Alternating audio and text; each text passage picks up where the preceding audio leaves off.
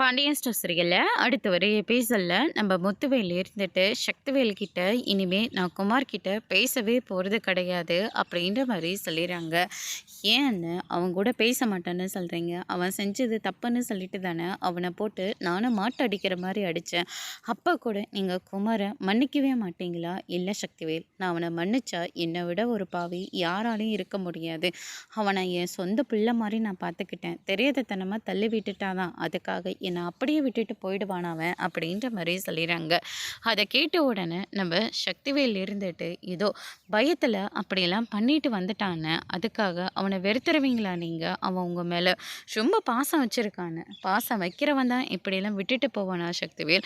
அதை என்னால் வடிவ முன்னாடி பேச முடியல. அதுக்காக தான் நான் இப்போ பேசிக்கிட்டு இருக்கேன். அவன் பண்ணது ரொம்ப பெரிய தப்பு, அதை நான் ஏற்றுக்கவே மாட்டேன் அப்படின்ற மாதிரி சொல்லிடுறாங்க. அதை கேட்டோன்னு சக்திவேல் இருந்துட்டு, நீங்கள் ஏன் நான் கதிர் கூட ரொம்ப க்ளோஸாக இருக்கீங்க, அதை தானே என்னாலையும் அவனாலையும் ஏற்றுக்கவே முடியல அப்படின்ற மாதிரி சொல்லிடுறாங்க.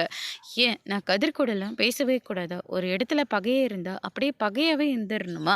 அது ஒரு நல்ல மனுஷ கூட மாறவே கூடாதா? பகையெல்லாம் மறக்கக்கூடாதா? குமார் செய்ய வேண்டிய வேலையை கதிர் எனக்காக செஞ்சான். என் பொண்ணாக இருந்திருந்தா கூட இப்படியெல்லாம் பார்த்துருக்க மாட்டான். ஏன் அந்த அளவுக்கு கதிர் என்ன ரொம்பவே நல்லா பார்த்துக்கிட்டான் அப்படின்னு சொல்லிட்டு கதிரை பற்றி ஒசத்தையே பேசிக்கிட்டு இருக்காங்க. கதிரும் முத்துவேலை பார்க்கறதுக்காக ஹாஸ்பிட்டலுக்கு வராங்க. கதிரை பார்த்த உடனே சக்திவேல் ஷர்ட்டை பிடிச்சி மறுபடியும் சண்டை போட ஆரம்பிக்கிறாங்க.